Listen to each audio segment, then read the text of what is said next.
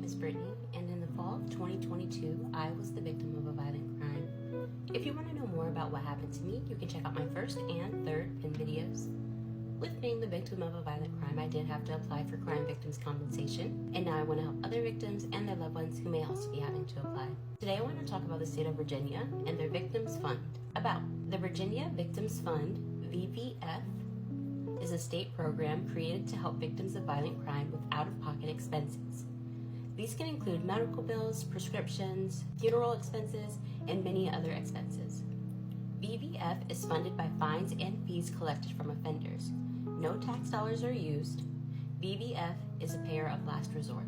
A payer of last resort is someone that cannot pay until all other resources are exhausted, like your insurance. While money can never erase the scars and painful memories of a crime, this program may ease some of the financial burdens faced by the victims and their families.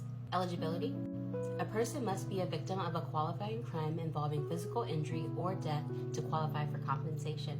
For certain crimes, emotional injury alone is all that needs to be sustained.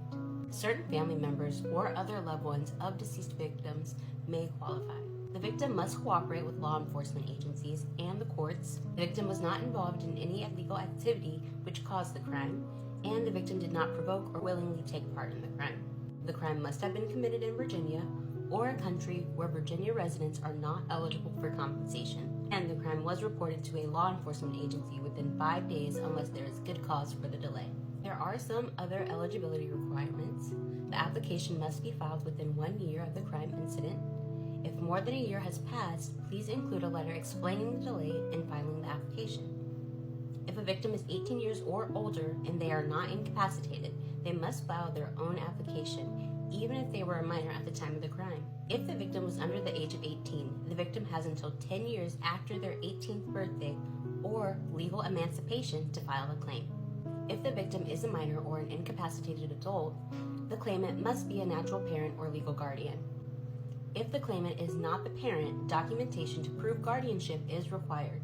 Hospitals, physicians, and funeral homes cannot complete applications on behalf of their patients or clients. Covered crimes: abduction, arson, assault, child abuse, convictions of driving while intoxicated, breaking and entering, felony convictions of hit and run, homicide, human trafficking, robbery, carjacking, sexual assault, stalking, terrorism, domestic violence, bullying, elder abuse, mass violence, and other crimes that result in physical injury to the victim. Covered expenses: people impacted by crime in Virginia can apply for assistance with reasonable and necessary expenses that arise from the crime. These can include medical expenses, funeral expenses, lost wages, prescriptions, home security, crime scene cleanup, moving, and temporary housing. Mileage reimbursement to medical appointments and to court-related appointments for child victims. Loss of support from an offender removed from the home in domestic violence or child sexual assault cases, and dependents of homicide victims. For counseling, for direct victims, for children who witness violence against a caretaker, and for the immediate family of a homicide victim.